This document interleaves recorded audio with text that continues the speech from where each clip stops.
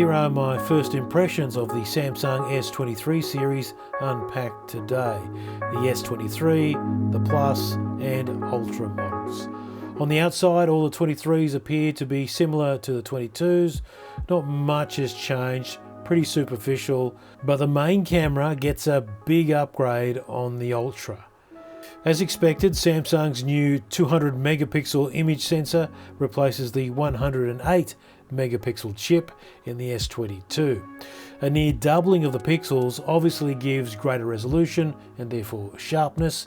As you can see in this demo, the ability to punch into a scene like this offers cropping like we've never really seen in a phone before.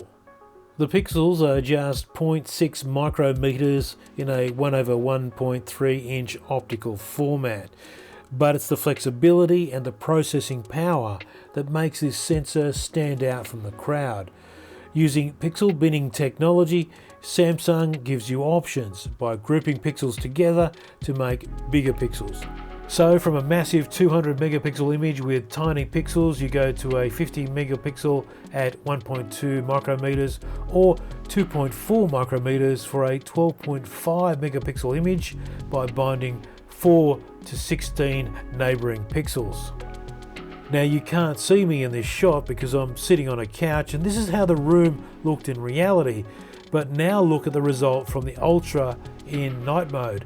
Samsung is pushing nightography, as they call it, even harder this year. Once you download Expert RAW, the features can be accessed from the native camera app. There's lots to get stuck into here, including multiple exposure and improved astrophotography. Here's a great example. Just set and forget and you'll get a nice video time-lapse from dusk to dawn.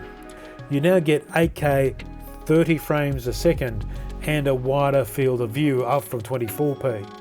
And that's something I'm really excited about. I'll bring you some detailed examples soon when I conduct my full review. At first glance, the selfie camera appears to get a downgrade from 40 megapixels to 12 megapixels, but fast autofocus and Super HDR should give better results overall, with a Snapdragon 8 Gen 2 at the heart. Samsung says the newly designed CPU microarchitecture boosts the processing abilities of the S23 series by about 30% over the S22 series. The new S series is tougher too, shipping with Gorilla Glass Victus 2, and there's a hell of a lot of recycled material in this new phone.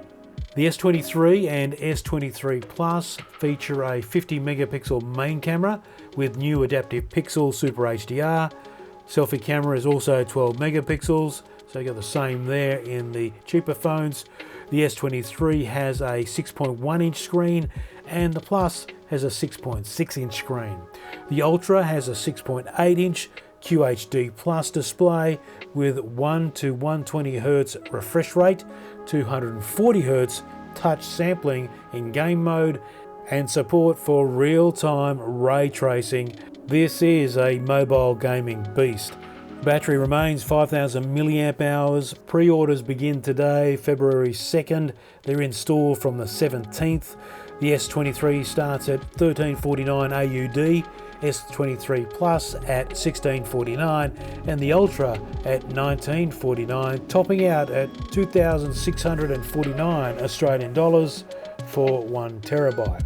So come back soon for a full camera breakdown with real world examples. I'll push it to the limit. Only then will we see if the S23 Ultra lives up to the hype.